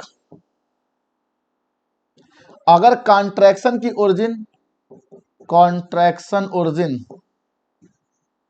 मस्कुलेचर दे, मसल्स टिश्यू, मस्कुलेचर कहें या मसल्स दें, और यही मसल्स का नाम आपकी बुक में जो बना है हार्ट में एसए नोड, तो नहीं कहते कि एसोनेट एक मस्कुलेचर है जो हार्ट बीट की ओरिजिन देता, इसीलिए ह्यूमन का हार्ट जो है वो मायोजेनिक हार्ट है भाई। तो ये न्यूरोजेनिक और मायोजेनिक का मतलब ये होता है कि हार्ट की ओरिजिन या हार्ट बीट, जिसे आप हार्ट बीट ही हार्ट कॉन्ट्रैक्शन है, ये तो आपको पता है। तो चाहे मैं हार्ट बीट बोलूँ चाहे कॉन्ट्रैक्शन बोलूँ, तो ये कॉन्ट्रैक्शन या हार्ट बीट जो है वो आ कहाँ से रहा है, उसकी ओरिजिन कहाँ से होती है, उसके बेस पर न्यूरोजेनिक और मायोजेनिक का टर्म है। और ह्यूमन हार्ट तो मायोजेनिक होता है, इतना तो आपको पता है, जो काम ऐसे नोट करता है। ठीक, अब देखिए ये तो ओरिजिन ऑफ हार्ट बीट की बात है, लेकिन जो इंटरकैलेटेड डिस्क आपकी बुक में स्ट्रक्चरल ऑर्गेनाइजेशन में दिया हुआ है कि ह्यूमन हार्ट में पाया जाता है, उसका काम ये नहीं था। आपको पता है कि हार्ट बीट को ओरिजिन मिले, हार्ट प्रॉपरली कॉन्ट्रैक्ट करे और पूरा हार्ट एक साथ काम करे, क्योंकि सभी के आर्किल वेंट्रिकल जितने भी उसके चैम्बर्स होते हैं, जितने पार्ट होते हैं, सब एक साथ वेल कोऑर्डिनेटेड फैशन में काम करें। तो हार्ट का में जो स्टिमुलस जा रहा है पूरे हार्ट को एक साथ मिले और हार्ट प्रॉपरली कॉन्ट्रैक्ट करे, उसके लिए इंटरकैलेट डिस्क होता है। तो स्टिमुलस को प्रॉपरली पूरे हार्ट में साइमल्टेनियसली एक साथ गवर्न करना, कंट्रोल करना, और हार्ट बीट को और हार्ट के फंक्शन को एक साथ चलाने के लिए जो स्टिमुलस मिलता है उसके लिए इंटरकैलेटेड डिस्क का काम है। तो जो आपका मायोजेनिक और न्यूरोजेनिक का ये टर्म है, ये हार्ट बीट की ओरिजिन से है, ना कि इसके प्रॉपर कॉन्ट्रैक्शन से या रिलैक्सेशन से। तो ये दोनों एक इंडिपेंडेंट सब्सटेंस है भाई, सही दोनों लिखे हैं, लेकिन ये इसका करेक्ट एक्सप्लेनेशन नहीं है। ये हार्ट के पूरे हार्ट को प्रॉपरली स्टिमुलस और कॉन्ट्रैक्शन के लिए एक साथ काम करता है, और ये है उसकी ओरिजिन के लिए बता रहा है। ये दोनों एक इंडिपेंडेंट सेंटेंस है और इनका आपस में कोई संबंध नहीं है डायरेक्टली, इसलिए इसका करेक्ट एक्सप्लेनेशन नहीं है। ठीक है, आंसर द फर्स्ट। अब लिखा how many are chlorophyll bearing. अब ये सवाल गलत होने का कारण ये था कि बच्चे ये नहीं रिलेट कर पाए कि भाई एक होता chlorophyll A B C D, हम लोग एल्गी में पढ़ते हैं Chlorophyceae chlorophyll A B, Phaeophyceae में क्लोरोफिल ए सी और रोडोफाइसी में क्लोरोफिल ए डी। लेकिन आप ये भूल रहे हो कि ये क्लोरोफिल ए का चक्कर क्या है। क्लोरोफिल मैंने पूछा है, मैं ए भी पूछ सकता हूं, मैं बी भी पूछ सकता हूं, मैं सी भी पूछ सकता हूं, मैं डी भी, लेकिन क्लोरोफिल ए जो है ना ये यूनिवर्सल पिगमेंट है, ये यूनिवर्सल पिगमेंट है, और क्वेश्चन जो है वो आपका क्लोरोफिल के रेफरेंस में है। तो हमारा आंसर क्लोरोफिल ए को ढूंढने से निकलेगा। क्यों? क्योंकि बहुत से ऐसे ऑर्गेनिज्म होते हैं जिन्हें बी नहीं होता। अब जैसे क्लोरोफाइसी में सी नहीं है, फियोफाइसी में बी नहीं है, रोडोफाइसी में बी और सी नहीं है। जितने अब एल्गी के बाद जितने भी हायर प्लांट है, ब्रायोटेडो, जिम्नो, एनजीओ, उनमें क्लोरोफिल ए और बी है। तो इसका मतलब क्लोरोफिल ए जो होता है वो सब में कॉमन होता है, सभी पौधों में क्लोरोफिल ए कॉमन है। अब कहाँ कहाँ क्लोरोफिल ए है देखिए, सबसे पहली बात तो सियानोबैक्टीरिया में है। सियानोबैक्टीरिया, कुछ प्रोटिस्ट, ऐसे प्रोटिस्टा के मेंबर जो फोटोसिंथेसिस, और ये जो क्लोरोफिल ए होता है ये ऑक्सीगेनिक फोटोसिंथेसिस के लिए रिस्पॉन्सिबल है। ऑक्सीगेनिक फोटोसिंथेसिस, तो ये जो क्लोरोफिल ए होता है ये ऑक्सीगेनिक फोटोसिंथेसिस के रिस्पॉन्सिबल होता है, मतलब ऑक्सीजन इवोल्यूशन के लिए रिस्पॉन्सिबल है। यही वो ऑर्गेनिज्म थे जो इवोल्यूशन के टाइम में आए और इन्होंने वातावरण के एटमॉस्फेयर को रिड्यूसिंग से ऑक्सीडाइजिंग कर दिया, जो कि इज अ मेजर स्टेप और एक बहुत बड़ा इवेंट था ऑर्गेनिक इवोल्यूशन में। पूछा जाता है इवोल्यूशन में कि वो कौन से ऑर्गेनिज्म थे जिनके आने के बाद हमारा एटमॉस्फेयर रिड्यूसिंग से ऑक्सीडाइजिंग हो गया। तो ये है क्लोरोफिल, ये है सियानोबैक्टीरिया। तो ऑक्सीजन इवोल्यूशन के लिए जरूरी है, और ये यूनिवर्सल क्लोरोफिल पिगमेंट है। तो जो यूनिवर्सल होता है, हम आंसर अपना ये जो क्लोरोफिल लिखा है हम क्लोरोफिल ए से चलेंगे। क्यों? अगर हम बी से चलेंगे तो हमारा ए वाले छूट जाएंगे, ठीक है, और अगर बी से चलेंगे तो क्लोरोफिल ए सी वाले छूट जाएंगे, इसलिए हम क्लोरोफिल ए से अपना आंसर निकालेंगे। तो सम प्रोटिस्ट की बात करें, सम प्रोटिस्टा और ऑल प्लांट्स, ये यूनिवर्सल पिगमेंट है। मतलब ऐसे सभी ऑर्गेनिज्म जो फोटोसिंथेसिस करते हैं, ऑक्सीजन निकालते हैं, उनमें क्लोरोफिल ए जरूर होगा। अब सियानोबैक्टीरिया का एग्जांपल तो आप सबको याद ही रहता है भाई, ये एनाबीना नॉस्टॉक, ठीक है। और प्रोटिस्टा में आप देख ही रहे हो, यूगिनॉइड्स है, डायनोफ्लाइलेट्स है, क्राइसोफाइट्स है, ठीक है। और अगर 5 किंगडम क्लासिफिकेशन अकॉर्डिंग चलें तो क्लोरेला और क्लेमाइडोमोनास को भी अगर वहां माने तो वो भी हो जाएंगे प्रोटिस्टा में, और सभी पौधे तो होते ही होते हैं, ठीक। आपको पता है कि क्लोरोफाइसी में क्लोरोफिल ए भी होता है, फियोफाइसी में क्लोरोफिल ए सी होता है, रोडोफाइसी में ए डी होता है, हाइड्रोफाइसी में ए बी, तो क्लोरोफिल ए सब में कॉमन है। अब ढूंढते हैं कि इतने सारे मेंबर्स में से कहाँ है इसमें, तो देखिए फंजाई का कोई फंजाई कभी ऑटोट्रॉपिक नहीं होता, एनिमेलिया ऑटोट्रॉपिक नहीं होते, तो जितने भी हैं मेंबर उनके काटते चले जाएं, ये नहीं होगा, ये नहीं होगा। अब देखिए एना बीना वहाँ हमें मिल गया, एस्परजिलस फंगस ये गया काम से, अहिबा प्रोटोजोआ है, प्लाज्मोडियम प्रोटोजोआ है, ट्रिपाइनोसोमा प्रोटोजोआ। अब देखिए ये क्लेमाइडोमोनास, वॉलवॉक्स, फ्यूकस, सीपेन सीफेन, ये सिलेंटेटा है, एनिमल है, ये नहीं होगा। स्लाइम मोल्ड तो भाई ये स्लाइम मोल्ड खुद एक जीव है जो कि नॉन फोटोसिंथेटिक है। तो मस्टर्ड, यूकेलिप्टस, एक्टोकार्पस, और कहाँ कहाँ 1 2 3 और 3 6 7 हमें आंसर दिख गया। तो आपको क्लोरोफिल ए से क्वेश्चन को सॉल्व करना था। बात को समझिए, ये क्वेश्चन मैंने ही बनाया इसलिए मुझे पता है कि कहाँ दिक्कतें होंगी। दिमाग में आपके सेट रहता है chlorophyll A B A C A D या हायर प्लांट, लेकिन दिमाग को सेट करिए, ऐसे बहुत से ऑर्गेनिज्म है जिनके पास क्लोरोफिल ए होता है, क्योंकि जो लोग भी ऑक्सीजेनिक फोटोसिंथेसिस करते हैं, जितने भी जीव इस दुनिया संसार में, वो सब के सब क्लोरोफिल रखने वाले होंगे। Answer will be 7। अब इसकी जगह पे मैं क्वेश्चन बदल दूं, मैं पूछूं इनमें से कितने ऑर्गेनिज्म हैं जो ऑक्सीजेनिक फोटोसिंथेसिस करते हैं, आंसर 7 आएगा। मैं पूछूं कि इनमें से कितने ऑर्गेनिज्म जो ऑक्सीजन का इवोल्यूशन करेंगे, 7 आएगा।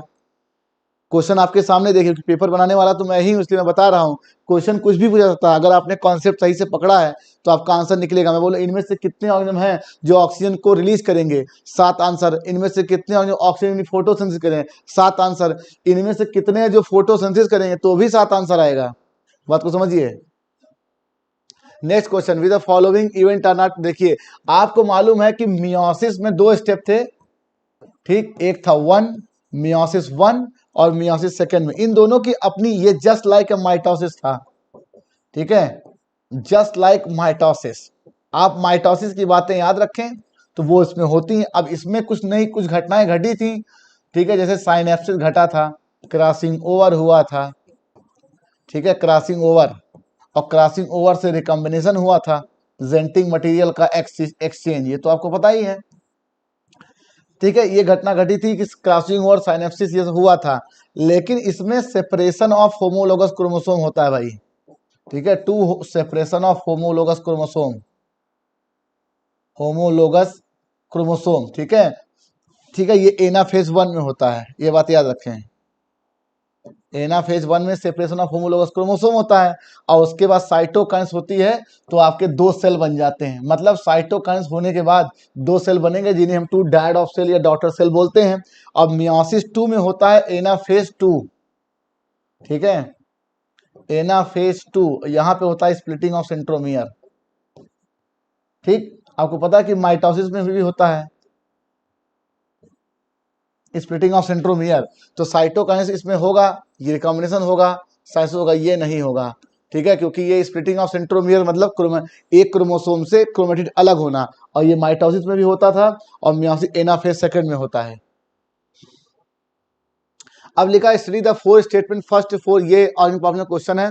तो लिखा कि ए लाइन, आपको पता था आपकी बुक में लिखा है कि प्रीडेटर, आप किसी जंगल को देखते हैं तो वहां आपको कार्निवोरस, हर्बीवोरस, हर प्रकार के जंतु दिखाई पड़ते हैं। नेचुरली ऐसा ही होता है। कभी किसी जंगल में आप नेचुरली जाएं, किसी नेशनल पार्क में, तो आपको केवल हिरन नहीं दिखेगी, आपको केवल शेर नहीं दिखेगा, केवल लकड़बग्गा नहीं दिखेगा। मतलब कार्निवोरस, हर्बीवोरस, छोटे बड़े जानवर सब दिखेंगे, क्योंकि नेचुरल चीज जो होती है वो स्टेबल होती है, और इनका होना स्टेबिलिटी को बताता है। तो कहते हैं कि प्रेडेटर जो होता है वो किसी प्रे को खाता है। अब यहां पर मैं प्रेडेटर लायन मान लूं, और यहां में से डियर मान लूं, या कैटल्स मान लूं, नेचुरली कैटल्स होते हैं, डियर ही मान लें। तो कहते हैं कि आप किसी जंगल में जाते हो तो आपको हिरन और शेर दोनों दिखाई पड़ते हैं। तो कहते हैं, आपकी बुक में लिखा कि इफ अगर प्रेडेटर टू इफिशियंट हो जाए, ठीक है, प्रेडेटर बहुत ज्यादा इफिशियंट हो जाए, वो ज्यादा से ज्यादा डियर को खाने लगे, तो क्या होगा कि एक समय के बाद डियर खत्म हो जाएगी। एक समय के बाद जो होगा इस जंगल में ये डियर हिरन खत्म हो जाएगी, ठीक। तो जब हिरन खत्म हो जाएगी, शेर के पास खाने के लिए रहेगा क्या, किसी इंसान के घटने का कारण उसका विलुप्ति नहीं होता। विलुप्त वो तभी होता है जब उसके खाने के लिए कुछ नहीं होता। जिनके पास 2 जोड़ी कपड़े होते हैं या 1 जोड़ी कपड़े होते हैं वो मरते नहीं दुनिया से। खाने के लिए 2 वक्त की रोटी ना हो तो इंसान इस दुनिया से मर जाता है।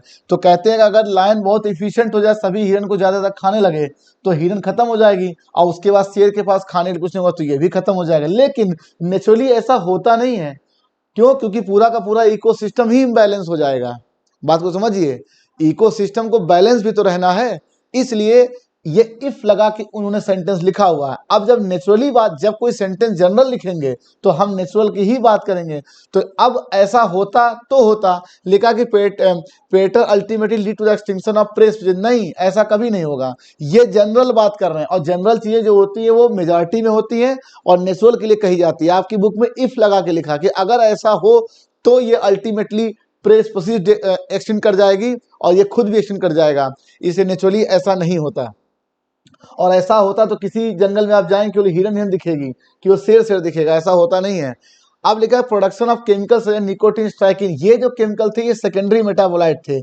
ये आपकी बायोमॉलिक्यूल के चैप्टर में लिखा है, और वहां उन्होंने लिखा है कि इस जो पौधे इन्हें बनाते हैं उनमें इनका रोल तो क्लियरली आइडेंटिफाई नहीं है, बट इनका कुछ इकोलॉजिकल इंपॉर्टेंस है। यही है इनका इकोलॉजिकल इंपॉर्टेंस। ये केमिकल जो होते हैं हर्बीवोरस से, और जो पेड़ पौधे खाने वाले जानवर होते हैं उन्हें खाने से इसे बचाती है। तो कहीं ना कहीं इसका इकोलॉजिकल इंपॉर्टेंस है, ये इसकी स्टेबिलिटी को बढ़ाती है। तो ये मेटाबॉलिक डिसऑर्डर नहीं है भाई, ये डिफेंस के लिए होते हैं ये केमिकल। तो ये गलत हो गया और ये गलत हो गया। अब लिखा है lion eating a deer and sparrow feeding. आपको पता है कि इकोसिस्टम में जो ट्रॉफिक लेवल होता है वो ये बताता है कि कोई जीव क्या खाएगा, कैसे खाएगा।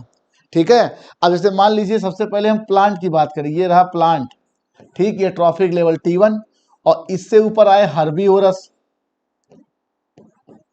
ठीक, हर्बीवोरस ट्रॉफिक लेवल T2। अब ये क्या हो गया भाई, प्राइमरी कंज्यूमर। ठीक, अब इसको खा लिया मान लो लायन ने, ठीक है, शेर ने, और ये क्या हो गया, सेकेंडरी कंज्यूमर से, और ये ट्रॉफिक लेवल 3rd। तो ट्रॉफिक लेवल तो जैसे मान ली हर्बीवोरस उनकी बदली है। अब स्पैरो की, अब जैसे इसको मैं कंपेयर करूं स्पैरो को, स्पैरो ने प्लांट खाया, दैट इज ग्रेन, दाने चावल के, तो ये ट्रॉफिक लेवल T2, ये ट्रॉफिक लेवल, लेकिन ये प्राइमरी कंज्यूमर भी तो है भाई। तो प्राइमरी कंज्यूमर ये है, ये सेकेंडरी कंज्यूमर। तो ये कहना चाहते हैं बीइंग कंज्यूमर, यहां इन्होंने कोई प्राइमरी सेकेंडरी का मेंशन नहीं किया है, तो हम इसे सही मानेंगे ऑप्शन के हिसाब से। ये 50-50 है भाई, ये सेकेंडरी है ये प्राइमरी है, लेकिन ट्रॉफिक लेवल भले अलग हो, लेकिन ये बीइंग कंज्यूमर ये सही है। अब लिखा प्रेडेटर स्टारफिश, ये केस्टोन स्पीसीज होती है जो स्पीसीज डाइवर्सिटी को इनवर्टिब्रेट मेंटेन करती है ड्यू टू इंटरस्पेसिफिक कंपटीशन की वजह से। ठीक है, तो ये आपकी बुक की लाइन थी, तो ये दोनों आपको याद होना चाहिए। तो बात को समझिए, लायन ने खाया हर्बीवोरस को और हर्बीवोरस ने खाया प्लांट को, तो ट्रॉफिक लेवल 3rd पे है और सेकेंडरी कंज्यूमर है, और ये ट्रॉफिक लेवल T2 प्राइमरी, लेकिन ये दोनों के दोनों कंज्यूमर है भाई। ठीक है, तो ट्रॉफिक लेवल डिफर है बट कंज्यूमर होना सेम है। First and second answer. अब लिखा how many matching are correct है, कुछ नहीं, आपको पता रिलैक्सिंग हार्मोन है जो चाइल्ड बर्थ के लिए रिस्पॉन्सिबल होता है, ये ओवरी से भी निकलता है और प्लेसेंटा से भी। एस्ट्रोजन प्लेसेंटा से भी निकलता है और ओवरी से, और प्रोस्टेरोन प्लेसेंटा से भी निकलता है और ओवरी से भी निकलता है। तो ये तीनों मैचिंग सही हो गई। ल्यूटियल फेज को सेक्रेटरी फेज बोलते हैं, और ये longest phase of menstrual cycle है, longest phase of menstrual cycle, और हार्डली ये 13 to 14 डेज का होता है, जहां पर कार्पस ल्यूटियम का निर्माण होता है, फर्टिलाइजेशन इसी टाइम पर होता है इसके बाद। तो ये चारों मैचिंग सही है, दिस आंसर फर्स्ट। अब लिखा इन्हें पॉपुलेशन, आपको पता जब आप ग्रोथ कर्व देखते हो तो ये कुछ ऐसे स्टार्ट होता है और तेजी से बढ़ेगा, खूब तेजी से, और ऊपर जाके फिर डीएक्सलेट करेगा, फिर ये घटेगा, फिर ये ऐसे जाएगा, और इसी को आप इस तरह से पढ़ते थे ऐसे। तो ये जो फेज है ना इसके ग्रोथ की, यही है इसका। कहते हैं कि एक दिए गए पॉपुलेशन में एक इंडिविजुअल मैक्सिमम कितना इंडिविजुअल प्रोड्यूस कर सकता है, मैक्सिमम इंडिविजुअल प्रोड्यूस करने की कैपेसिटी को ही हम रिप्रोडक्टिव कैपेसिटी, क्यों, इंडिविजुअल पैदा करना ही आपका रिप्रोडक्शन है, तो इसी को बोलते हैं मैक्सिमम रिप्रोडक्टिव कैपेसिटी। तो ये जो मैक्सिमम रिप्रोडक्टिव कैपेसिटी का टर्म है यही लॉग फेज से आया है, और लॉग फेज जो होता है वो एक्सपोनेंशियल होता है, इसकी कोई लिमिट नहीं होती भाई।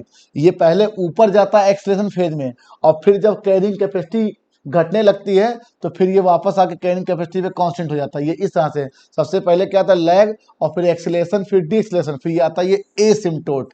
ये जाके ऐसे बनता है। आपकी बुक में कुछ डायग्राम ऐसे बना है, क्योंकि नेचुरली जो होता है वो लॉजिस्टिक ग्रोथ होता है, और रेनी सीजन में या बैक्टीरिया इन कल्चर प्लेट में आपका लॉग वाला एक्सपोनेंशियल ग्रोथ होता है। ठीक है, तो वही होता है कि मैक्सिमम रिप्रोडक्टिव कैपेसिटी, तो इसी को बोलते हैं बायोटिक पोटेंशियल। मतलब एक ऑर्गेनिज्म की कितनी ज्यादा मैक्सिमम रिप्रोडक्टिव कैपेसिटी है अपने इकोसिस्टम में या पॉपुलेशन में। तो अनरेस्ट्रिक्टेड का मतलब कोई बाउंडेशन नहीं है, वो तेजी से बढ़ रहा है, बहुत तेजी से, मतलब कोई नेचर का हिंड्रेंस नहीं है। First answer. अब लिखा है the following in not a function of skeletal system. आपकी बुक में स्केलेटल सिस्टम में इन्होंने एनसीईआरटी ने बोन और कार्टिलेज का मेंशन किया है। ठीक, बोन और कार्टिलेज। अब जितने फंक्शन बोन कार्टिलेज के होते हैं वो देख लेते हैं। आपको पता लोकोमोशन तो इनका एक फंक्शन है ही। आपको पता है कि बोन मैरो में ये साइट होती है आरबीसी डब्ल्यूबीसी प्लेटलेट बनने का, तो भाई इरेथ्रोसाइट ही का ही दूसरा नाम आरबीसी है, तो बोन मैरो तो बोन ही है, इसलिए स्केलेटल सिस्टम का पार्ट है। और आपको पता है कैल्शियम के सॉल्ट होते हैं बोन में, और कैल्शियम एक मिनरल है, ये अभी आप जानते हैं। ठीक, तो स्टोरेज ऑफ मिनरल तो है ही बोन में कैल्शियम के साल्ट के रूप में। अभी जो बॉडी हीट लिखा ना भैया, ये तो एडीपोज टिश्यू करता है, एडीपोज टिश्यू। और एडीपोज टिश्यू एक कनेक्टिव टिश्यू है, ये भी आप जानते हैं। ये लूज टाइप का टिश्यू है, ये भी आप जानते हैं। तो आंसर विल बी फर्स्ट। मैंने क्या कहा, वो सारे फंक्शन जो बोन कार्टिलेज के होते हैं उसको देख लेते हैं। तो लोकोमोशन में तो है ही, ये तो साइड बोन मैरो में होती है, स्टोरेज कैल्शियम के साल्ट के रूप में होता है। Answer will be first. अब देखिए इन फॉलोइंग इनमें true placenta absent. True placenta character है प्लेसेंटल मैमल का, और ये जो प्लेसेंटल मैमल आपकी बुक में चार्ट बना है ये यूथीरिया के लिए बना है, ध्यान रखिएगा, माइंड इट।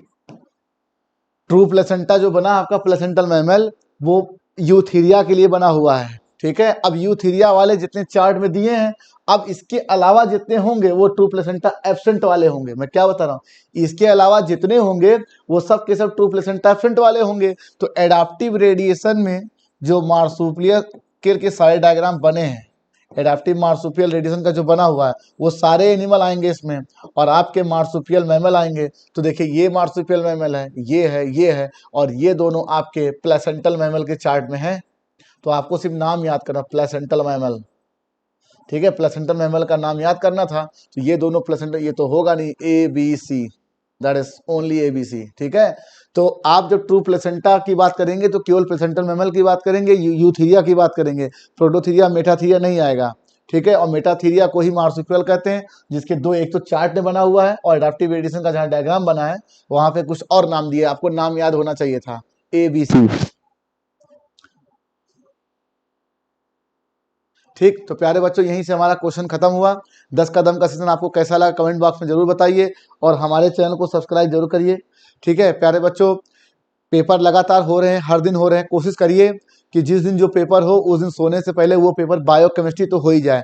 फिजिक्स में थोड़ा टाइम लग सकता है, मैं मानता हूँ, लेकिन कोशिश करिए कि 24 घंटे के अंदर वो पेपर आपका सॉल्व हो जाए। पेपर पर्याप्त है, क्योंकि आपने पेपर लगा लिया, इसका मतलब आपको सब्जेक्ट आ रहा है। तो सब्जेक्ट की थ्योरी साथ साथ पढ़ते जाएं और पेपर पढ़े लगाते जाएं। Thank you for watching the video. Okay, bye bye.